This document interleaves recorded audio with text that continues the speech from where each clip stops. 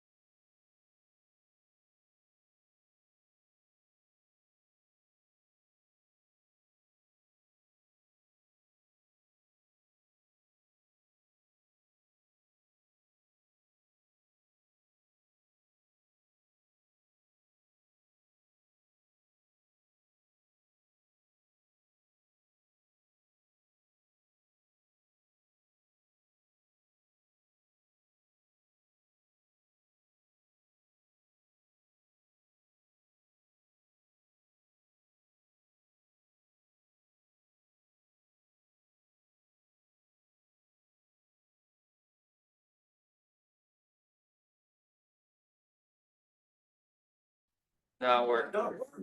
Be present, be where your feet are, be intentional about the holiday season, because I'm gonna tell you this again later. But there's a pullback in the fourth quarter in our business.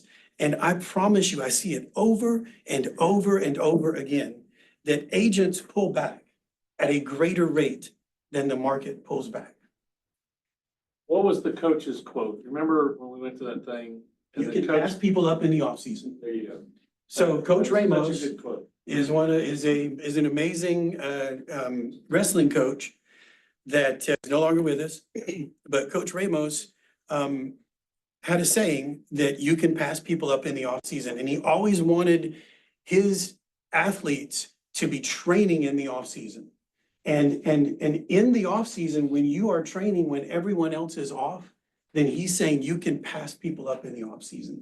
I just assure you guys that when you are very intentional and purposeful about the fourth quarter, you don't take realtor holiday. You work on the days that you intend to work, and you're fully present with your family when you intend to be present with your family. Or just for yourself. Like some days, it's like, I don't want anybody in my space. I just want me, you know?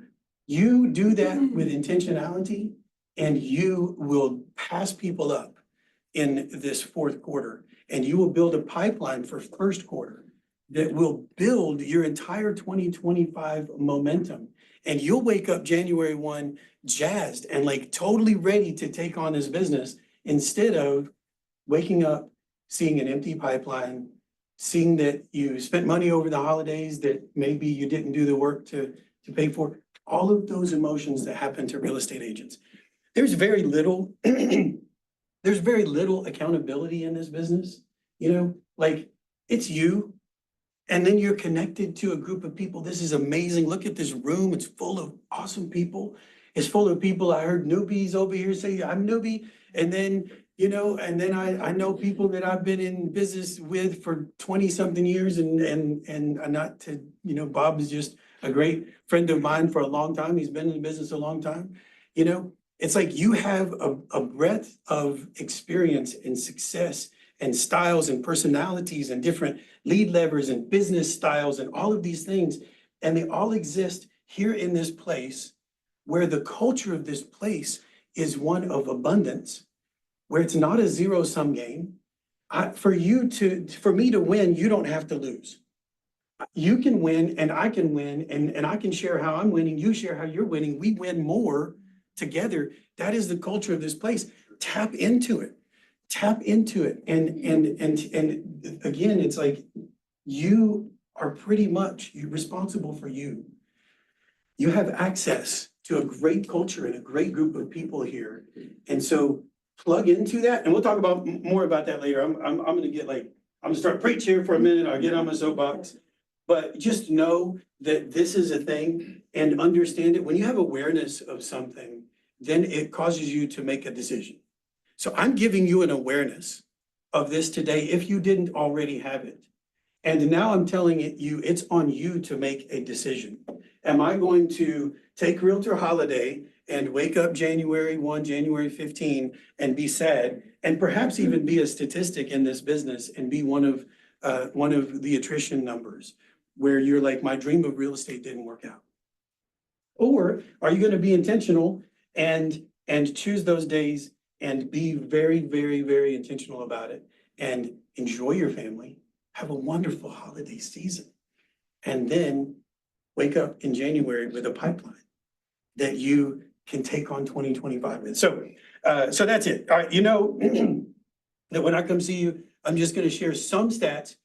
This is not a stat chat. This is not a stat chat, but I feel compelled, in the midst of misinformation and all of the headlines and all of these things that are gnawing at your brain and your emotions, to give you some truth about what's going on in our industry, the industry we choose to make our living in. And so this is a news article here, just, you know, the pending home sale, highest level since March. So September was the highest level since March. I expect that October will pull back just a little bit, but guess what? It's fourth quarter when October comes after September, right? And then November comes after that. and December comes after that. And there's seasonality in our business. We'll talk about that in just a minute. And so whenever you have a high month like this, and then the next month is predictably lower, you know that, you have an awareness going in on that. But the media will turn around and say, sales fell off in October. Sales are down in November. It's awful, terrible. My goodness, they pulled back X percentage. And if you have some kind of context for that statement, then you know that that is totally predictable. It happens every year. It's exactly the way that it's supposed to happen. It's not abnormal at all. It's not even scary. So great pending home sale. Here's another thing, by the way, like 100, and it even kind of gives you what pending home sale number is there. 100 is the number it was in 2001. It's kind of like this baseline. 100 is like a good, solid, even number. And not even like even odd, but like even keeled, like it's a good even keeled number. But here's the wonderful thing is we're in the South. So, when you look at the overall home sale index 75, in the South, we're 89. I mean, we are in a great area. If you look at all of the projections for the Atlanta Metro and what drives our real estate business are solid fundamentals with job creation and business and affordability, which I know is a word that, and when I say that, we're like, oh, it's not so affordable. Well, yes, it's not as affordable as it used to be. We are in a, comparatively speaking, affordable area with good opportunity. And that's why it's 89 in this area. And look, I always look at if this is there's national, then there's regional, and then you have to know what is it in your marketplace. And so you won't necessarily get a pending home sale index in your marketplace, but you need to know what's going on in the market in your area. So this is prices over the last couple of years. Again, this is cities that are basically a radius around this market center. So if you take Cumming and go around the lake, down to, Buford, Sugar Hill, up through South Hall, North Gwinnett, South Hall, over to Cumming. That's what these numbers are, single family, residential. And I want you to see that price has gone up 8.7% over the last couple of years. And this is October 22 is the significant shift. That is when the market significantly shifted. And so to say that we're up 8.7 off of what was considered to be the bottom right here, prices are still going up. Prices are still going up far more reasonably. Like 20% appreciation is no good. If we're seeing 4, 5, 6% appreciation, that's solid. This is a much, much needed thing in our market right here is the homes for sale are up 40.5%, and new listings coming on the market, not new homes, but like a new listing, a new resale came on the market today. That's a new listing, up 60%. So if you look at this, we came through this season of 2021, 22, where we had high demand and very, very low supply.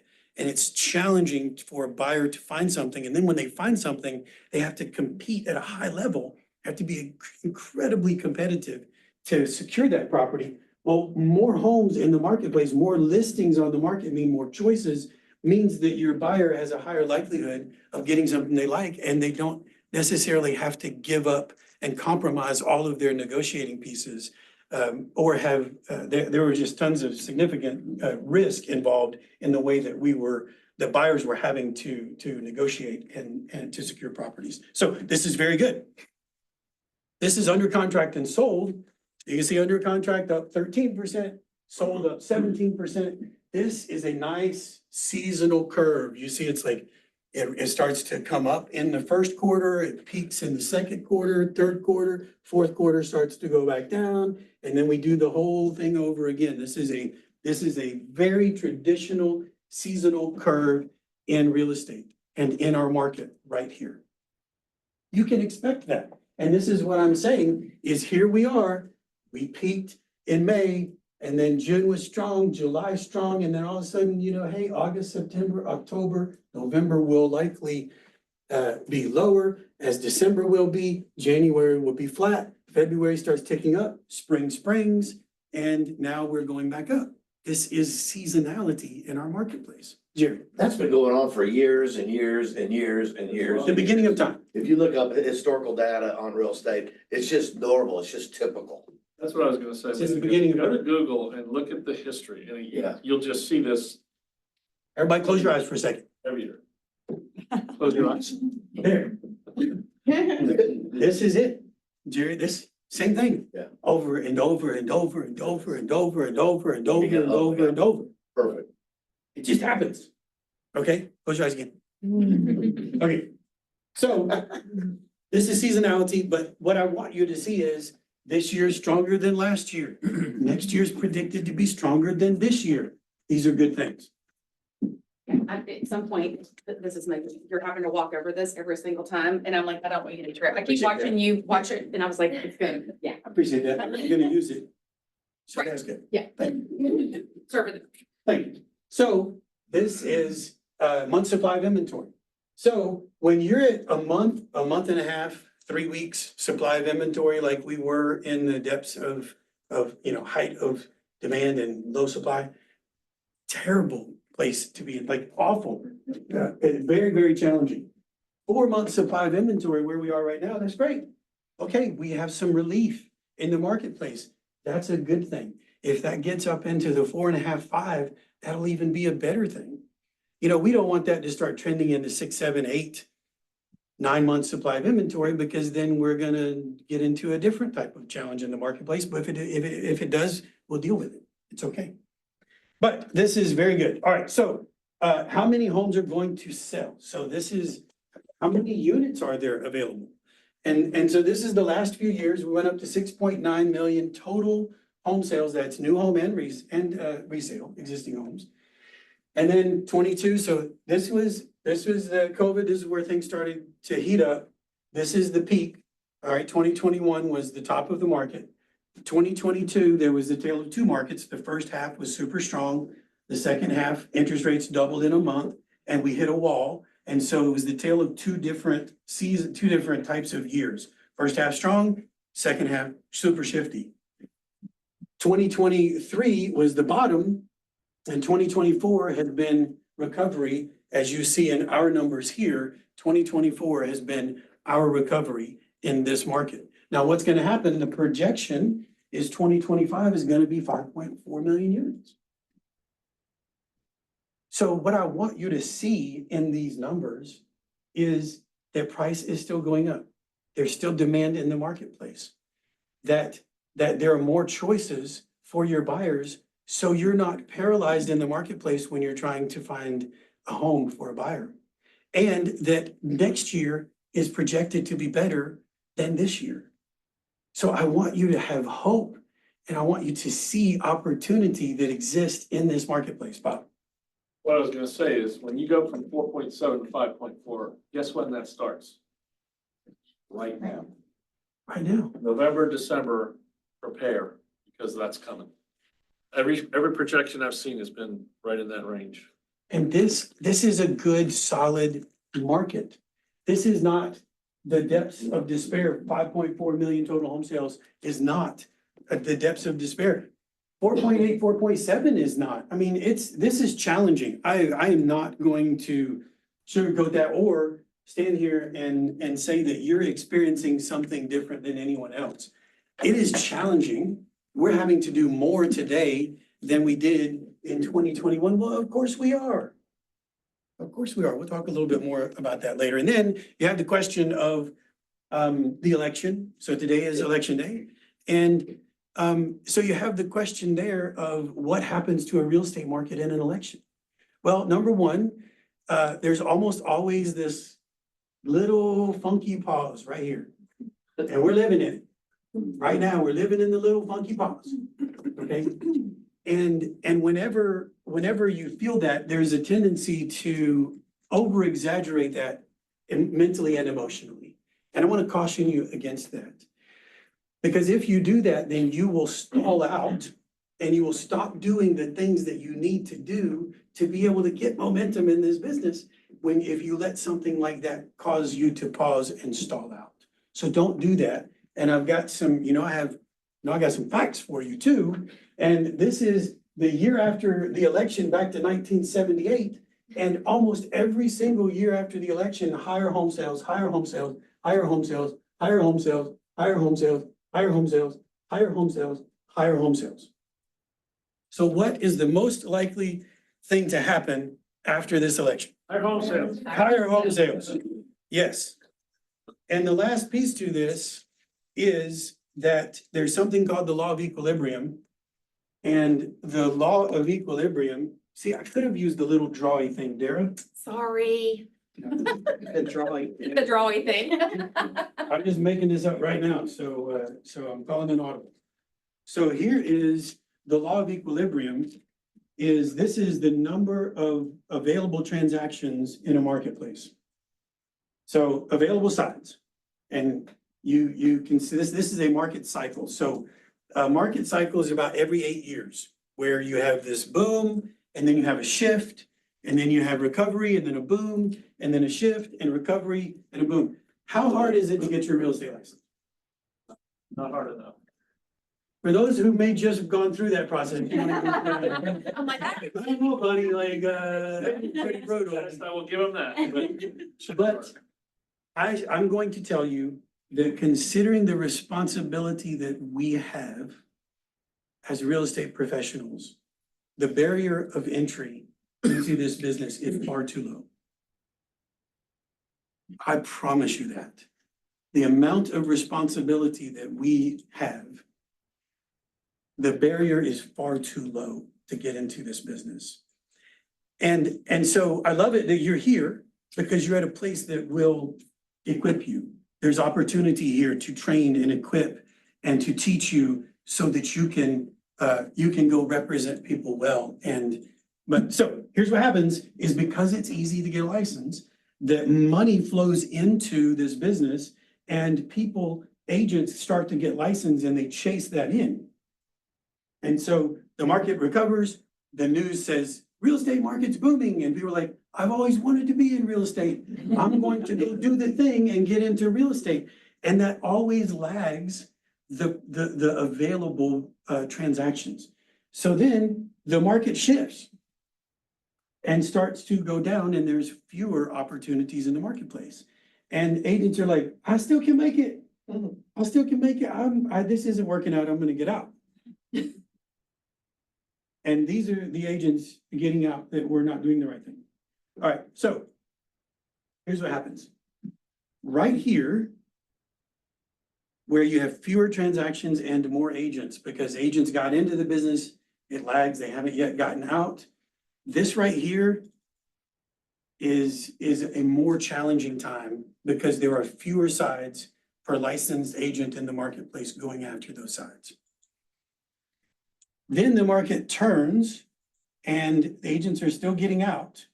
And then this right here should have made this easier to see because that's the good stuff. That right there is opportunity time because market came back. Agent count is down. The sides per agent available are significantly increased. This is where you go grab market share and you ride that market share up as the business increases. And so you have to know this exists and know that when you're in this right here, you just have to keep doing the right thing. You have to keep doing the activities. You have to keep the consistent work that you're doing. And then know that when we bottom, which we have, I was like, and then it goes back up, then you have opportunity time and you have to stay in that fight and you've got to keep doing the right thing. And then you gain market share whenever the market comes back up. That is called the law of equilibrium. Yes. I just wanted to point out, so I think it was Jeb Blunt's book, Selling in a Crisis. It's easier to pass people when they're pulled over to the side of the road. And while you're talking about the hardest part of that, being that middle part where the people haven't gotten out, many of them have already quit. They just haven't made it official. I agree with you. Yeah, I totally agree. During this time right here, when it gets difficult, people will sideline and they will quit. They just haven't left the office yet. So, yeah, totally agree. Totally agree. Okay. So, there's a huge divide going on in the business. I'm looking at this all over. And we have this situation where units are up, but productivity is down. units are up and productivity is down. Productivity is the number of agents in a body of agents that are doing transactions. So units are up, but the number of agents doing transactions are down. What's the deal with that? You telling us. Go ahead. You know I have an answer. Right. You know I have an answer. So the deal with that is, since you keep me back up, is that the agents that are doing what they're supposed to do consistently and going after that business are getting more business. And the agents who are still operating as if it's 2021, when there were 6.9 million transactions available, and you just had to walk out your front door and like a deal slapped you in the face, and you were making money, like this time's not that time. And so the agents that are still operating like they operated in 2021 are doing far less than they were before. And the ones who just like, all right, game on, let's do it, are doing more. And there's this chasm that is being created. There's always been a gap, but it's widening. And so I want to share with you two main things that I'm seeing that is the difference between the agents that are killing it and the agents that are doing less. And so, and it is mindset and activities. I'll put it back together just in time to switch it. You did. Perfect time. Mindset and business activities. All right, so these two things are like inseparable. You can't, your activities, when you're active and doing the right thing, you have a better mindset. When you work on your mindset and you get that right, you're more likely to do activities and do the right thing. It's just, they're inseparable. They're just right there together. And so, the biggest, I'm just gonna read a statement here to you. And tell me, this is mindset. These are the conditions that you're living in right now. We're in a hotly contested election season. There's divisiveness ripping people apart. We just hit the fourth quarter seasonality, which I told you about, and it's noticeable. The economy is strong, but it's a little shifty. The interest rate market is volatile. Social media assures you that everyone else is winning and you're failing. There have been industry changes that impact our business process, and there are countless people preying on our mindset with their agenda to monetize their silver bullet, easy button solution. Okay, so that's like the battleground that we're in right now in our marketplace, on your mind. And this is a fight. You have to take control of your mindset in each one. We're gonna talk about each one of these areas. So let's go to the election. Today's the election. Praise God, today's the election. Look at this, let's look at this room. Half of this room is gonna vote one way or has already voted one way. Half of this room is gonna vote the other way. The loudest voice with the megaphones and the microphones are the extreme on either side that are wanting to infect your mind and turn us all against each other. You look around this room and you see that half of us are gonna vote one way, half of us are gonna vote another way. I look here, I see people I love, adore, value. There's so much more that unites us than the thing that they're trying to point at us that might divide us or that we have a difference of opinion on. And so I just encourage you, don't look, believe what you believe. I have opinions. Believe me, I have opinions. And if you and I want to go and sit down and have a substantive conversation where I value your opinion and you value my opinion, and we have a conversation about it, that's totally fine. But you're not gonna find me behind a keyboard, like spouting out like whatever and trying to divide people. It's just, believe what you believe, have the difference in opinion, but find common ground with people to connect on. There is so much more that unites us than the things that divide us. And so find those things. That's the opportunity in this season. The opportunity in this season. Look, tomorrow is what?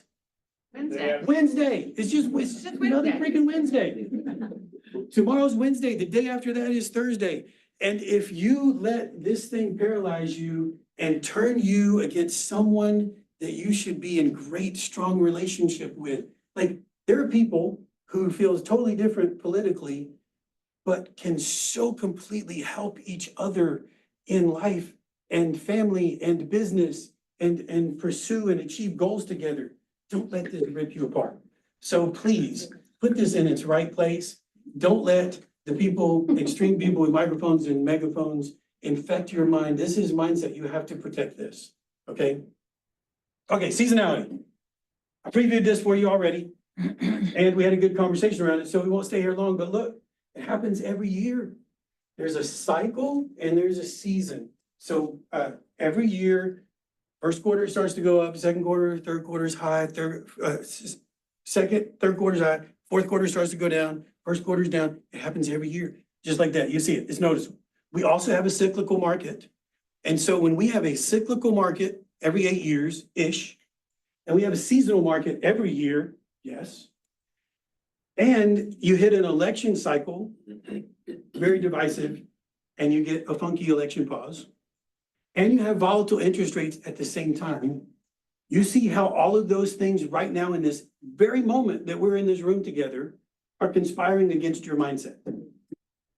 This is a moment. Seasonality happens every year. The cycle, we're already through the bottom of the cycle. Don't let it stall you out. This divisive election will be over. I pray that it is a landslide today in either direction. Like, I voted one way. Believe me, if it goes in the other direction, I did not vote. Tomorrow's Wednesday, I'm okay. Like, and I hope it is a landslide in either direction so that we can move forward from the place that this process has had us. So, seasonality, cycle, the election, all of those things right here in this moment. Here's the opportunity with seasonality. We talked about it. You can pass people up in the off season. That's your opportunity. And the other opportunity is this.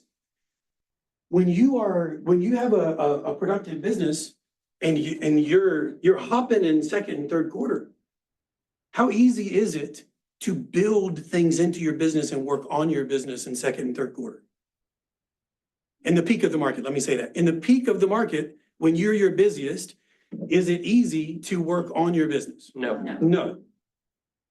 I had to bring y'all back there for just a minute. I don't know where I took you, but so here's the thing.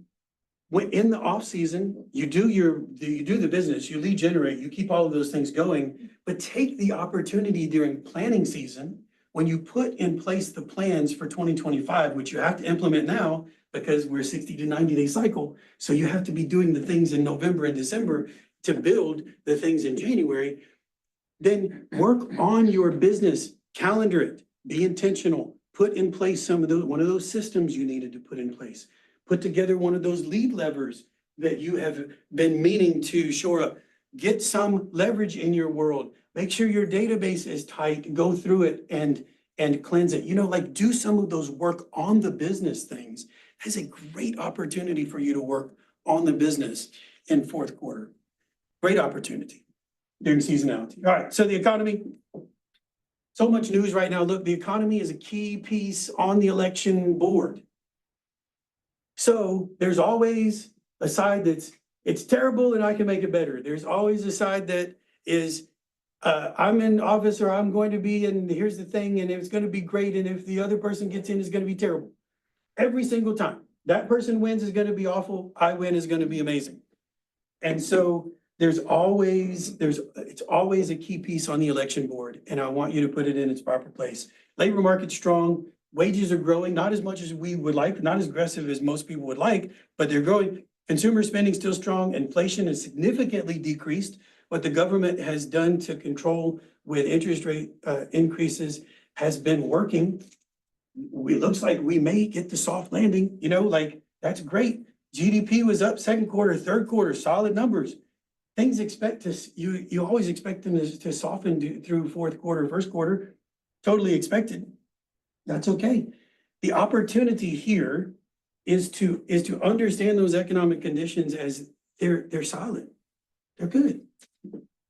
And know that there's opportunity in that, because when you get all of the voices in your head saying everything's terrible, things are bad, it's impossible, it won't work here, I'm not gonna be able to succeed, then that's when you stall out and you will fail. So you have to understand that the economic numbers are good and they play into interest rate. Here's the thing.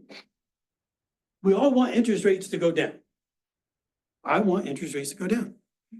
I do not want long-term rates to be 3%. Nope.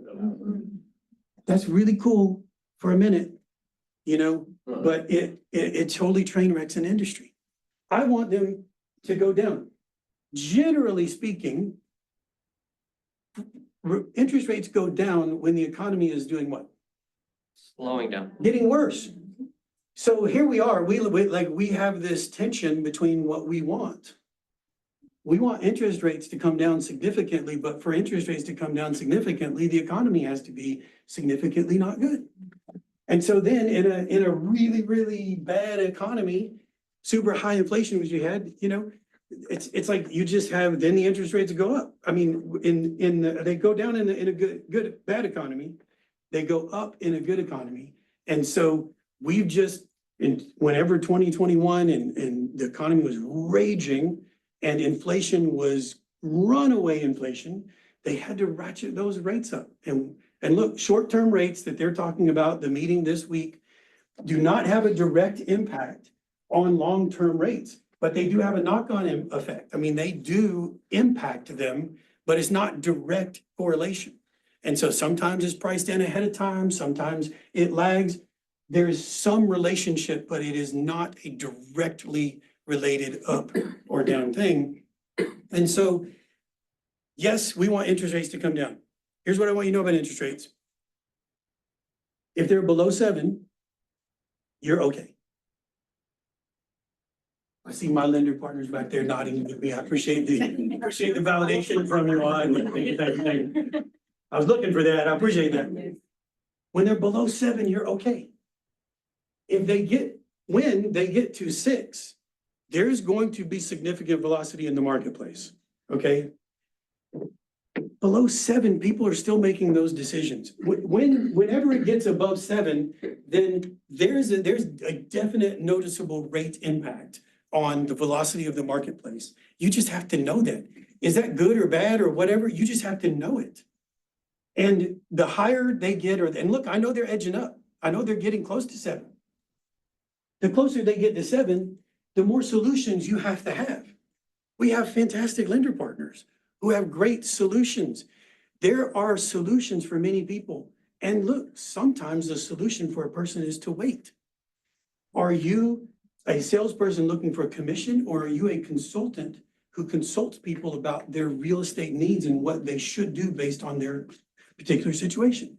You're a consultant. Sometimes the answer is that you stay in relationship with them until the conditions are right for them to be able to buy or sell what they're in. But below 7, people are still getting married, divorced. The people are dying. People are having babies. Kids are graduating, becoming empty nesters. All of the life events that happen that cause people to buy or sell real estate are still happening. And below 7, they're still making those financial decisions. And 37% of all homes owned in the US are owned with no mortgage. Is the interest rate a conversation with a house with no mortgage? There's an argument to be had there, maybe for the buyer or whatever, but it takes it significantly off the table if someone's cash. Did you have something, Dave? Well, I was just gonna say, if you look at our new listings being up 60.7%, one of the things that we told ourselves when the interest rates were so low and they were coming back up was that was gonna lock away a lot of inventory, that people won't sell those homes. Yeah. And so I think we're just proving that that was just a story we told ourselves. It just took a little while for the market to hit equilibrium and to be comfortable. Yeah, and look, I agree with you. And there are still homes that are interest rate locked.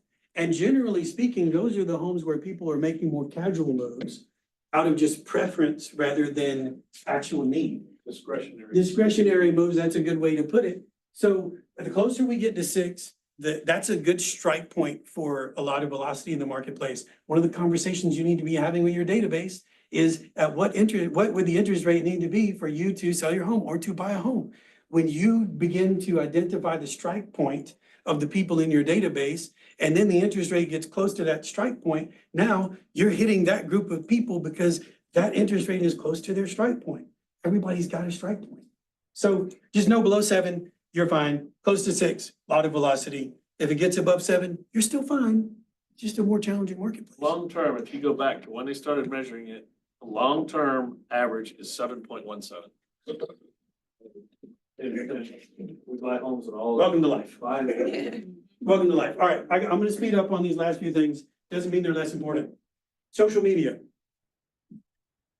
Social media is killing our brains, our emotions, our children, young people, old people. Like, here's a rule of mine: don't consume what you can't digest. And so if you're on social media comparing your insides to other people's outsides, and you're seeing their highlights and whatever they're choosing to portray themselves as today, and you know all of the behind the scenes of your own life, and you're comparing yourself to that, and it makes you sad and depressed and makes you want to not go after life, is stop it. Take it off your phone.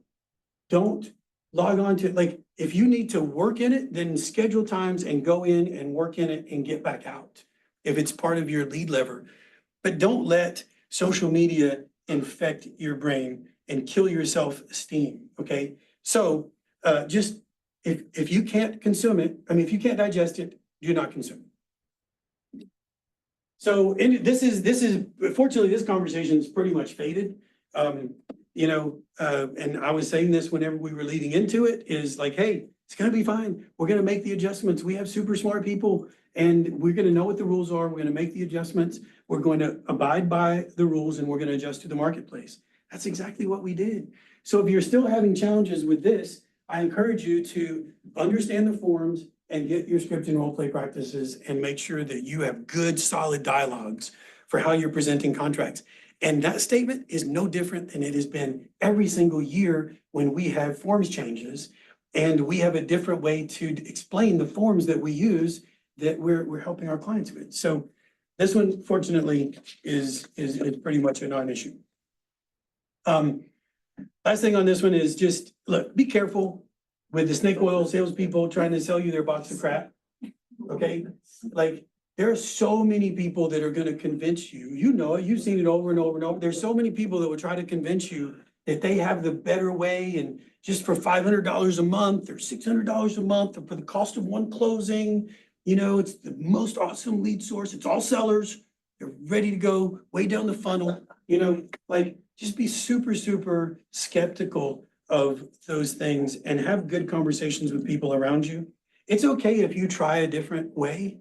What I would tell you, though, is if you try a different way, make sure that you can have a conversation with someone and defend that. So I always say the human mind left unchecked can rationalize anything. And so you might look at that and say, man, I'm really tired of doing it the old fashioned way, hard work, and this person has a way to do it a lot easier. And so I'm just gonna go sign that $6,000 contract, and then I'll tell them after I have all those closings. No, go talk to somebody. Like, noodle those things out. Use the relationships of people in this place to help you keep your mind in check. And then the last piece, and my friend Bob will appreciate this. I want you to hear this from me. Buyers and sellers are dripping off the trees. There you go. Buyers and sellers are dripping off the trees. You just have to go get in the way of it. You have to do consistently what the people that are failing do occasionally. Okay? Every day you have to get up and go kill what you eat. There's a process. It is not unknowable. It's actually pretty simple. You can find that process anywhere in this building with many, many, many people. Buyers and sellers are dripping off the trees right in front of you. And that's gonna continue.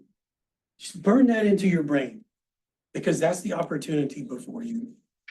And then, I told you activities, and I already told you about the calendar thing there, but look, you have to know what your lead gen plan is. We're in business planning season right now. Plan your 2025, get your lead gen plan put together and implement that lead plan. Know what your levers are, know the activities that you have to do and what result you can expect from those activities. And then do the activities and see and account for the results and make the adjustment. And then, like, okay, I did 10 of that and it equaled this one thing, but I wanted 2 out of that 10. So now I need to do 20 to get 2. You see, you have to wrap a brain around this and put in place the plan, enact the plan, analyze like what was the result of that, and then make the adjustment. So many people are acting in 2024 like it was 2021. And you're just gonna fail. I mean, you're not gonna make it if you do that. So, I'm not doing that. Okay, here's the thing. Well, here's what I want you to take away from our time together, because I'm now over. Our mindset in life and business, you have to own that. You gotta seek the truth. Find common ground with people. There's just amazing people in this industry. I love this business. I have since the day I got into it. There's so much opportunity in this business. And you're with wonderful people here. Find common ground. Don't let this stuff consume you. If you can't digest it, don't consume it. Tomorrow's Wednesday. The day after that is Thursday. Every day has opportunities. Have a lead generation plan, consistently work, and make adjustments to that plan in pursuit of your goals. Not much has changed in our industry, so just like all these changes they're talking about, obey the rules, adjust to the market. Obey the rules, adjust to the market. Buyers and sellers are dripping off the trees. Finish 2024 strong. Plan your November, December. Work consistently at building your pipeline for 2025. And go crush the end of this year. And there's even more opportunity available to you in 2025. So thanks for giving me time. Made it.